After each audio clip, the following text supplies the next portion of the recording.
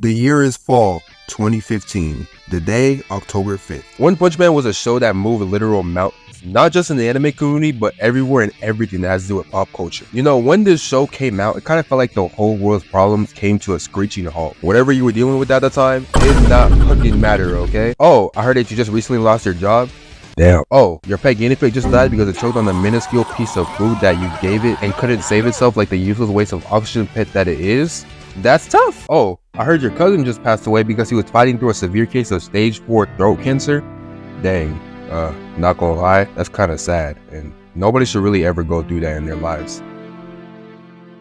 But when we go watch this episode of One Punch Man though, in fact, the One Punch Man anime has so much motion that it was single-handedly responsible for bringing together the divide between the anime community and human civilization. You didn't have to be like the final boss of anime fans, you know, the type of niggas who have seen up to like 1,000 anime to recommend a show like One Punch Man to a normal human being. Anyone could watch this show without being weirded out or uncomfortable on their TV screen because a middle-aged man is doing some suspicious things with a supposedly 2,000-year-old demon lord thing that has the same physical features as a 13-year-old girl. Point was that niggas connected with this show like two rival feuding gangs that just made a truce. Now, when I was younger, like around my preteen ages, I was a chronic weeb, okay? Like, I still watch anime now from time to time, but back then, a nigga could take one good look at me and think that, yeah, this dude definitely hasn't felt the substance of grass since the Stone Ages. I used to constantly browse a site called My Anime List, which basically gave a thorough list of all the anime that are coming out each season. Now, don't get me wrong, the season that One Punch Man was released in had some pretty heavy hitter anime shows that were aired at the time. You know, you had shows such as Haikyuu Season 2, Attack on Titan, but this time G-rated and age appropriate. Noragami was going on. 俺がお嬢様学校に庶民サンプルとしてゲッツされた件。You know, basically a lot of heavy hitters. But One Punch Man was so ahead of all those shows that nobody even cared about whatever else was on TV at the time. It redefined everything that was a common trope in this own genre, which is basically a specific anime genre where like the main protagonist, specifically a boy, starts off like not so strong when the show starts, but he gets stronger with each new villain that approaches said protagonist, giving him the power to do some like cool shit like punch really hard and like fly and shit basically. And even though One Punch Man belonged in that shonen genre, it's basically like a complete opposite of that. Now somehow if you've been living under a rock for a while and this is your first time ever hearing about this show and have no clue what it's about, then I don't know if you don't have common sense or what. It's literally about a nigga who beats up other niggas but in one punch. Z-ass in the name. With how revolutionary One Punch Man was, I believe the main story and plot behind this show was about 80 to 85% of why this series got so popular. I guarantee that if this anime was about a guy who started off not having shit and having to grind to get what he wants to defeat villains, it wouldn't even have half the amount of buzz that it ended up getting. And we have this guy to thank for that. One Punch Man will be released continuously by One, his original creator, and he would drop chapters regularly. Despite One Punch Man being a mainly comical series with lots of satire and humor, One actually displayed many times throughout the story of how skillful and creative of an actual writer he can be. Saitama, our main character, faces a challenge with finding a worthy opponent that doesn't obliterate with one punch that ever crosses his way, which may seem kind of interesting at first, but then might end up getting pretty dry and played out as the series goes. So that's why there's also people in the story like Genos, Moomin Rider, Tatsumaki, Mr. Popo, King, Diddy. All these characters surrounding Saitama have such different personalities and are interested in their own right that make the entire series actually feel engaging and not a repetitive and dragged out snooze fest, which really shows how good of a storyteller One can be, which is actually a lifesaver for him, let's be real. Because on the artistic side of things, his drawing skills are pretty dookie butt, not even gonna lie. So it's always like the shit I would do in elementary school art class thinking I made a masterpiece and thought I was like the next coming of Picasso or like Vincent van Gogh or something. And when I came home to show my mom my glorious creation, she said something like, "Oh wow, this is the most beautiful thing I've ever laid my eyes on." You really think so? Only the scene in the back of the dumpster at the end of the day. Luckily though, to One's aid, his webcomic will soon catch the eye of a popular manga artist who goes by the name of Yusuke Murata. Now, Mr. Murata would read One's webcomic and thought to himself that, hey, this is actually a pretty good story. And he enjoyed this series so much that he asked One, yo, how about I recreate your story and turn it into a manga? But instead, I'll use my drawing skills to compensate for your writing skill. And One basically heard this statement and was just like, alright bro, go for it. Little did he know that this would turn out to be one of the best decisions that this guy has ever made. You see, because I don't really know if y'all understand who the type of manga artist Yusuke Murata is. His previous works that he's done in the past are pretty cool. ISO 21, he made that, which is a pretty fun little sports series, you know. But I feel like most people can agree that he's not really known for his writing skills, to be honest. Most of his popularity comes from how beautiful and amazing his artwork is. Like, bro, look at this shit. This nigga creates full-blown museum masterpieces. Wait. This thing The guy is insane. It's also beneficial that Murata also messes with superheroes too, so working on the official One Punch Man manga was an absolute treat for him. So now that you have a great storyteller in one, an amazing artist in Yusuke Murata, you've basically assembled Kobe and Shike at that point. Can it get any better for this series? And I'm here to tell y'all that it actually can. In fact, the series can go even further beyond. At this point, One Punch Man as a series itself had gained enough popularity to the point where it was inevitably time for an anime adaptation. With a series as popular as this one, it was only right that it was deserving of an adaptation that would do it justice. And Studio Madhouse did nothing but absolutely cook a full course meal. If you thought the manga already had enough clout straight from the jump, what the anime did to its popularity was actually multiplied that by tenfold. You know, you only ever see a few shonen genre series or shows related to that genre ever have so much motion that its popularity transcends just the anime community alone. Just to name a few examples off the top of my head, you know, there's Jujutsu Kaisen. That show is doing pretty crazy numbers right now. Attack on Titan, when it first came out, went absolutely crazy. My Hero Academia was a huge hit when it dropped, although its fan base of weirdos made watching the show feel like an actual nightmare. Now, I don't know if every single one of y'all remember the level of hype that One Punch Man brought back, the levels that I'm trying to portray to y'all. So because of that, I want to travel back to 2015.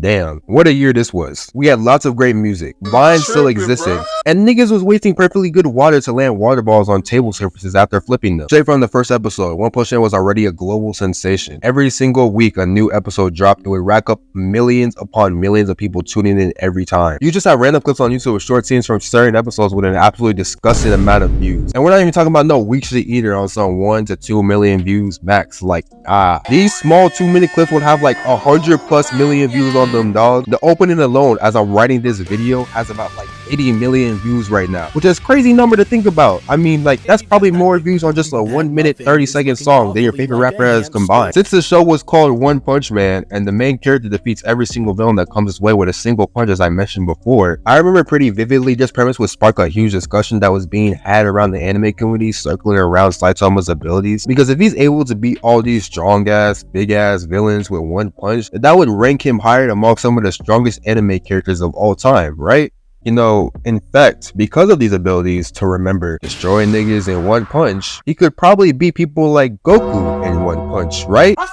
No! Oh shit, that was mad loud, my bad. That was just the sound of Dragon Ball fans out in the distance having a severe stroke right now. Amongst every single hypothetical battle scenario revolving around fictional characters that has ever been conceived of from the human brain, the hypothetical battle between Goku versus Saitama and who would win has got to be one of the most toxic and brain rot filled arguments of all time. No matter what side I hear from every power scaler imaginable, it seems like they can never get to a clear winner. And honestly, it makes a lot of sense, because the fight between these two literal gods of destruction would be like the most unserious battle of all time. It's mainly due to how both of these niggas have done shit that is so unscalable that their individual feats can barely be comprehended by the human brain. But even through all that, power scalers online swear, and I mean swear with their whole life, that they can measure how strong Saitama can bench press 2 literal galaxies on each side. Like, bro, does that even make any sense to you? Like, literally, on one side you have One Punch Man fans saying shit like, oh, Saitama will clearly win. All he has to do is simply defeat Goku in one punch. And on the other side, you have Dragon Ball fans basically saying, I'm so Dragon. Oh shoot, that's my bad. I forgot Dragon Ball fans are illiterate, couldn't read. But to translate, basically what this nice gentleman is saying right here is that, but he can't beat Goku though.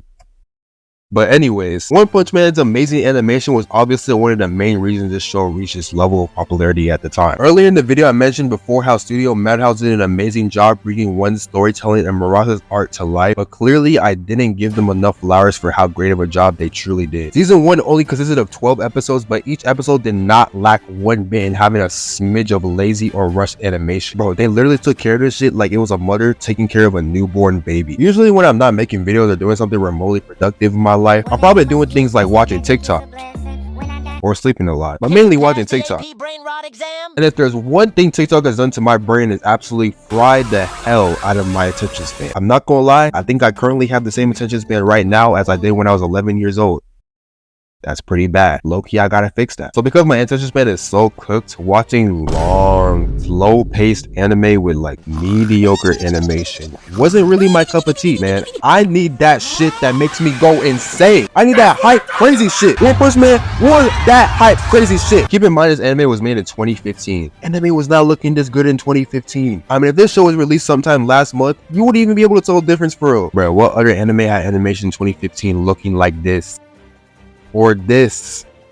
Like, look at this scene. This is getting his balls crushed in 4K HD 1080p level animation. That's insane. Usually a lot of things that animation studios would do with TV shows is that while animating a TV show, they usually won't do too much with every episode because they'll usually try to save money and time. But if a movie ever comes out based on that same TV series, all of a sudden like the animators start going absolutely insane, like going try hard mode just because they want to make it look nicer. Like at first the TV show will look all mid and like, you know, kind of low quality, maybe in like 480p, like, you know, you can barely see what's going on. But then when they drop a movie, all of a sudden the whole thing looks like straight eye candy. Shit would be like more brighter and higher in quality. For some reason animators like to make the cartoon characters look like they've just been oiled up and wrapped in toilet paper for some reason. Now I can't tell you the actual budget that was given to animate the first season of One Punch Man, but tell me why every single episode looked like a damn movie. From the first episode where Saitama is fighting them underground terrestrial niggas until he realizes it was sadly all a dream, to the final episode of the season where Boros, the alien dude, comes down to Earth to invade and ends up fighting Saitama, who isn't really trying all that hard when he's fighting it. Everyone behind the production of the first season of this show knew it was bound to be a hit, so one thing they all knew to do was to not fumble this future classic of a show, and they had to execute flawlessly with each episode they released each week. And when it had come time for the final episode of the first season to finally air, and it was finally finished, and you knew Saitama saved the day by defeating like all the bad guys and shit, it was finally time for One Punch Man to officially end, which left a void in every fan's heart that was filled with great sadness and defeat. And I don't blame anyone's emotions for feeling like this. They're completely valid, because One Punch Man was honestly such a good show at the time that transitioning to another one after that is like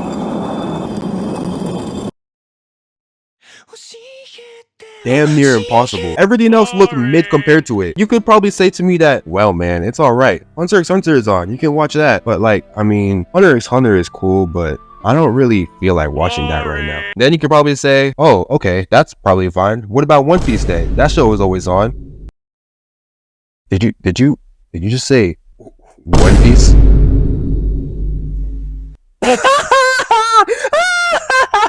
Fortunately for everyone, this One Punch Man drought didn't last too long, because by a miracle, not too long after, they announced One Punch Man Season 2! Yay! Yippee! We're finally returning back to peak! The final episode of Season 1 was such an amazing cherry on top to lead every fan of this show to be so hyped for what's next to come for this series. Like I mentioned before, the people behind this series knew it was bound to be a hit, so fumbling it would be absolutely detrimental for the growth of this series. So with that helpful piece of information lingering around in the back of their head, these guys looked at Season 2 and decided to really fumble the entire bag for the rest of the series. Oh, so you'd hope that this show is going to continue to still be as amazing as it used to? Well, too bad, because just like your dreams and aspirations, they're crushed like dust. Nigga, never coming back. So after One Punch Man Season 2 was announced, we didn't get an actual trailer or even a teaser for its next season in a long time. In fact, previously when I said that this One Punch Man drought didn't last too long, I actually lied. Okay, like we didn't get a single trailer of One Punch Man second season for another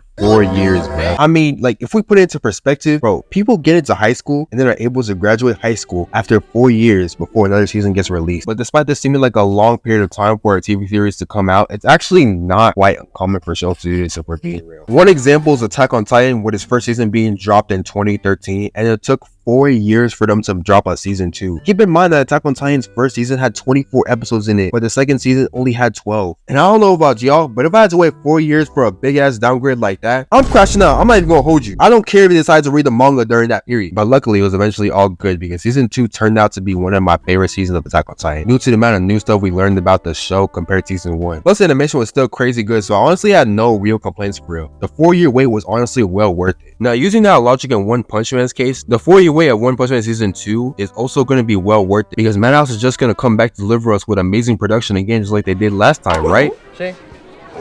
Wrong, nigga. One thing I didn't mention when I said One Punch Man Season 2 got announced was that, unfortunately to everyone's surprise, Madhouse decided to completely drop the series and stop animating Season 2 of One Punch Man altogether. And every One Punch Man fan hearing this information fell to their knees in defeat. Now, I can't tell you the reason why Madhouse decided to quit on One Punch Man. They just described in all the announcements as undisclosed information, which could honestly mean literally anything, so nobody really knows the real reason. But what we do know is that they immediately announced who's going to be the next studio to take up the license to animate the second season. A studio by the name of J JC Staff. Now, JC Staff isn't as well known as Madhouse is in terms of how many titles they have under their belt of shows that they worked on in the past. In fact, when it was announced that they were going to work on One Punch Man's second season, I had no choice but to look them up on Google to see what we were working with here. And after looking at their catalog, to be honest, it wasn't necessarily stacked or anything, but they had some decent quality shows in there. I don't know if you knew this, but they animated the show Food Wars. I actually enjoyed Food Wars, you know, excluding the interesting scenes where some anime girl is given calamari to try out and then suddenly is beginning to get harassed by a weird tentacle monster. I had fun watching this show. So seeing this collection of anime JC Staff has worked on in the past and seeing how they'll possibly animate One Punch Man, one may assume that this shouldn't seem like such a hard task. Surely everything will be on par with how good season 1 is, and surely the storytelling and charm is still present in the new upcoming season, because surely JC Staff is able to make the animation and art just as eye-catching as season 1 was. I sure hope we're not witnessing one of the biggest downgrades in quality that has ever graced media and television. I sure hope that doesn't really happen, right JC Staff? No, nigga. No. No. No! Before I'd like to continue, let me preface this. I don't believe One Punch Man, Loki, I've been saying One Punch Man a lot in this video. Let's just say OPM for short. I don't believe OPM's second season is one of the worst things to ever grace the media. Honestly, I believe if the first season never existed and it just started off with the level of quality that season 2 had, there wouldn't be as much backlash and dissatisfaction as it ended up getting. Now, don't get me wrong, it would have sold like dookie poo-poo trash compared to the godly penmanship of Mr. Yusuke Murata's artwork, but just like going to a restaurant like Golden Corral, the food is still able to digest in my stomach, you know? Now, if we're on the topic of using food analogies, imagine OPM season 1 was like a 5-star gourmet restaurant filled with Michelin rated chefs, while season 2 is like a Wendy's 4-for-4. The huge nosedive in quality is what caused One Punch Man season 2 to have such an influx of backlash sent towards it. One of the early signs that let me know we were absolutely cooked is when the trailer came out promoting the second season. This little trailer was only about like less than 2 minutes long, but it easily told me everything I needed to know about how the second season was gonna look like. When you watch any kind of teaser trailer, the goal is to get the audience to get excited by what the creators are advertising so that you're able to spend all your hard-earned money on said product. It really helps you get a general idea of what the piece of media is about as you look forward to the product's upcoming release. So explain to me how the trailer for One Punch Man season 2 managed to accomplish none of that in the entire 2-minute video. You know, with the amount of time my screen would keep going black over and over again, you would have thought my computer screen was having a seizure and needed to be fixed. Explain to me how I can see the reflection of my face on my monitor than the actual content you have to show me, JC Staff. Explain to me how that fucking works. I don't necessarily remember exactly whether the keyword One Punch Man ended up trending that day when the second season trailer came out, but I wouldn't be surprised if it did anyways, simply just by how mid of a teaser trailer this was. And quite practically, the very minute the final second of the video went by and the trailer ended, I could basically feel the ends of my fingers switching and tingling, which essentially triggered my spidey senses and had me feel the endless tears and sadness of all One Punch Man fans sobbing in defeat all across the globe, seeing their beloved product basically become the second coming of 7 deadly sins. Now, despite all this, even after being aware that the second season was basically bound to be a shell of its previous self, a bunch of people, including me, still decided to gather around and ended up watching it anyways. Mainly because during the 4-year wait for a second season, I went ahead and decided to read the One Punch Man manga. I really enjoyed the arc in the manga that most of season 2 covers, so there was still a sliver of hope in my mind that at least there's something decent that has the chance to be adapted well by JC Staff. And after watching completing the entirety of OPM's second season, I must say, it honestly wasn't as bad as I assumed it was going to be. Like, yeah, it was obviously a downgrade to what the first season looked like every week, especially when it came to the beautiful animation around the fight scenes. It wasn't like the second season was like unbearable to watch. JC Staff didn't do an awful job when animating some of the action scenes throughout the season, especially when it came to that, no spoiler by the way, big fight that ends up happening towards the last couple of episodes. But at the same time, let's not glaze JC Staff's work here. I still hope that they know that this shit is pretty freaking ass compared to what it once was, alright? If I continue to go on about the little things I enjoyed in the second season, it would basically go against my agenda that I'm trying to prove when I gave this video the title that it has now. So with that said, here's all the things I disliked with the One Punch Man season 2, and I hope I will never see again if they ever decide to make another season forward.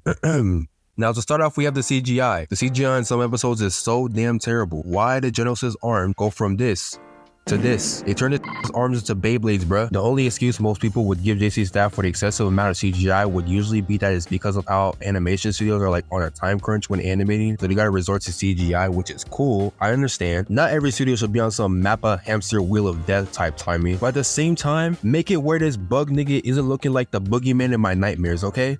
Another thing I hate about One Punch Man season 2, Saitama trying to change his nationality all of a sudden for no apparent reason. In season 1, you can clearly point out that this guy is obviously a Japanese man. Now, so all of a sudden in season 2, bro becomes Filipino or just gets like a random spray tan. Like, I don't know what the deal is here. My nigga's jawline is also sharp as fuck. Like, I don't know what type of mewing or looks maxing method he's doing, but he needs to put me on as soon as possible. Matter of fact, all these niggas got sharp ass chins now. Am I watching One Punch Man or am I watching a 14-year-old boy's TikTok For You page? But anyways, trolling aside, excluding all the petty and stupid reasons on why I didn't really enjoy season 2, my main gripes honestly really just stem from how lazy it became. The over-exaggeration of season 1 was what made it have all its charm and brought in so many viewers in the first place. You would have Saitama trying to kill a mosquito, but then after that you would just witness the craziest sequence of animation out of nowhere just like that. Season 2 was merely a fraction of that. Just from the first few episodes, any casual could clearly notice that it wasn't the same anymore. There's a scene where like a big ass raven crashes into King's apartment, and while Saitama does stop it, it felt so underwhelming. Like, all I was thinking was just that this doesn't feel cool at all. It was just like, Literally, that was my only reaction to that scene. To put into perspective of what I'm talking about, this is what it looks like in the manga when Saitama stops the bird. The difference is literally night and day. There's so many factors that I believe played a part in this show's falling off like the way it did. The way people had to wait 4+ years took a big part in it, while also the drop of quality between seasons may also become a big indicator too. I found something on Google basically going into more depth on why this show took a drastic change in production, and apparently like one of the main directors like left the show or something like that. And that same guy was in charge of bringing like all his insane animator friends to work on season 1, and like that's why it ended up looking so good. And while I was writing the script, I just learned that there's going to be a One Punch Man season 3.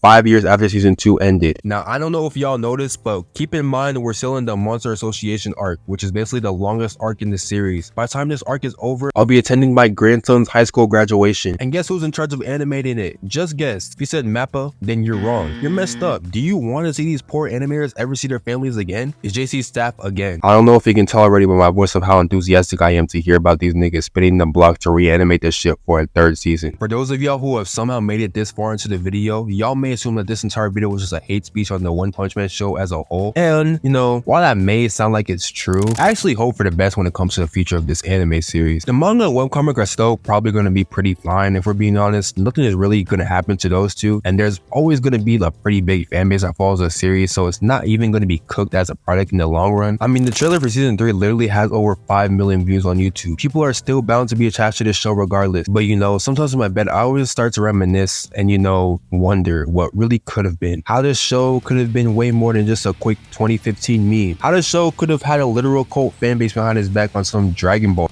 Now all it's become is just a distant memory that crosses your friend's mind when they see the OK Saitama meme on a middle-aged anime fan's back car window. Or occasionally some YouTube short pops up on your feed while scrolling and the title is some shit like One Punch Man versus the 3-dimensional omnipotent candy monster, chapter 2796 of the manga. And while you're looking at that, you're just thinking, wow bro, that actually seems so sick. I can't wait for this part to get animated in about 13 centuries.